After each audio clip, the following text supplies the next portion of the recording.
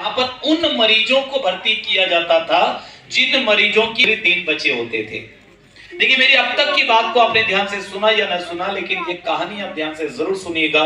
मेरा विश्वास है कि जिंदगी में यहीं से आप एक निर्णय लेकर बाहर निकलने वाले हैं।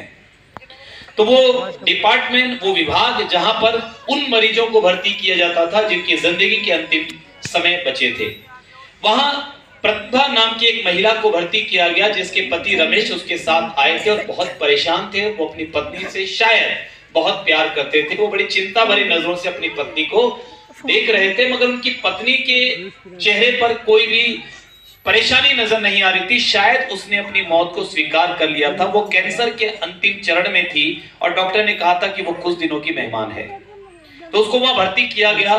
जब तक वो भर्ती रही तो प्रतिभा के पास उसके पति रमेश हमेशा बैठे रहते थे, उससे बातचीत करते रहते थे। जब वो सो रही होती थी तो वो बाहर बेचैनी में चहलकदमी किया करते थे। सिस्टर रोजी की अच्छी फ्रेंडशिप हो गई प्रतिभा के साथ। दोनों एक दूसरे के साथ अपने सुख दुख की बातें किया करते थे। एक बार प्रतिभा ने सिस्टर रोजी को बताया कि सिस्टर, मेरी शादी को 35 साल हो गए, जिंदगी में किसी चीज से मुझे कोई शिकायत नहीं है, सब कुछ मुझे मिला है और मेरे पति के साथ मैंने जिंदगी के बहुत सारे खूबसूरत पल साथ बिताए हैं। एक चीज की मुझे कमी केवल खलती है, जिसका अफसोस मुझे शायद मरते दम तक रहेगा। एक चीज जो मुझे कभी नहीं मिल पाई, और वो क्या है कि सिस्टर, मैं चाहती थी कि मेरे पति मुझे बताएं कि वो मुझसे कितना प्यार करते हैं, लेकिन उन्होंने कभी ऐसा मुझे बताया ही नहीं। उन्होंने आई लव यू बोला ही नहीं। उन्होंने कभी मुझे ये नहीं बताया कि उनकी जिंदगी में मैं क्या स्थान रखती हूं। तो एक दिन जब प्रतिभा सोई हुई थी तो सिस्टर रोजी उसके पति रमेश के पास गई और रमेश जी से पूछा कि रमेश जी, क्या आप अपनी पत्नी से बहुत प्यार करते हैं? तो रमेश ने कहा कि सिस्टर, जान से भी ज्यादा मैं बहुत प्यार करता हूं, और आप सोचिए कि मैं जिस पत्नी को इतना प्यार करता हूं उसकी अपने आंखों के सामने जाते हुए देख रहा हूं तो मेरे दिल की हालत क्या होगी।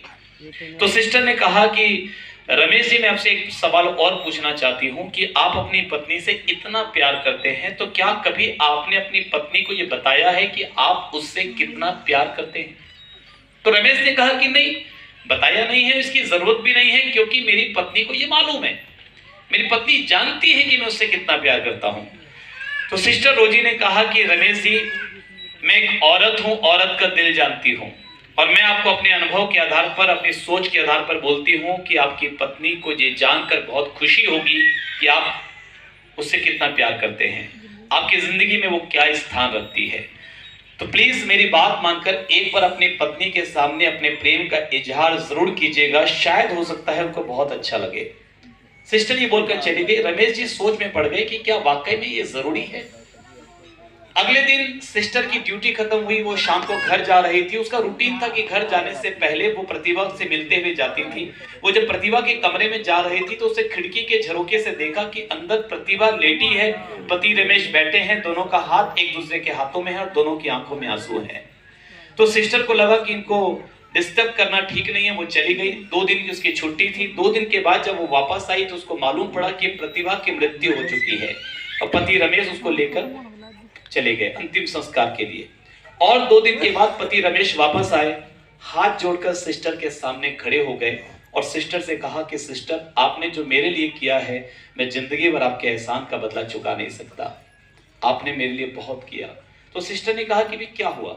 तो रमेश जी ने कहा कि सिस्टर, आपकी बात मानकर मैं प्रतिभा के पास गया, मैंने प्रतिभा को आई लव यू बोला, मैंने प्रतिभा को ये बताया कि मैं उससे बहुत प्यार करता हूँ, मैंने प्रतिभा को बताया कि मेरी जिंदगी में वो बहुत महत्वपूर्ण स्थान रखती है। सिस्टर, आपको उसके चेहरे की चमक देखनी चाहिए थी, मैंने 35 सालों में वो चमक नहीं देखी जो ये बात सुनने के बाद उसके चेहरे में पैदा हुई। सिस्टर, उसकी आंखों में खुशी के आंसू आ गए, मेरी आंखों में भी आंसू आ गए। मुझे लगा कि शायद अगर मैं ये नहीं बोलता तो मैं जिंदगी की एक बहुत बड़ी खुशी को मिस कर देता, शायद मैं उसकी जिंदगी का एक बहुत बड़ा सपना तोड़ देता। सिस्टर, मैं आपका एहसान कभी नहीं भूलूंगा। ये स्टोरी मैं आपको क्यों सुना रहा हूं माय डियर फ्रेंड्स? इसलिए सुना रहा हूं कि आपके परिवार के लोग, आपकी पत्नी, आपके बच्चे, आपके माँ बाप इंतजार कर रहे हैं कि आप उन्हें बताएं कि आप उनसे कितना प्यार करते हैं।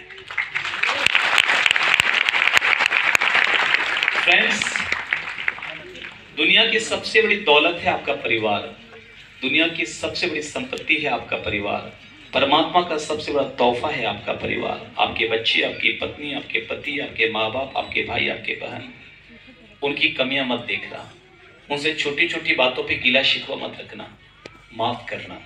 कमजोर लोग माफ नहीं कर सकते, नाराज तो कोई भी हो सकता है। माफ करने के लिए लीडर का कलेजा चाहिए, मजबूत कलेजा चाहिए।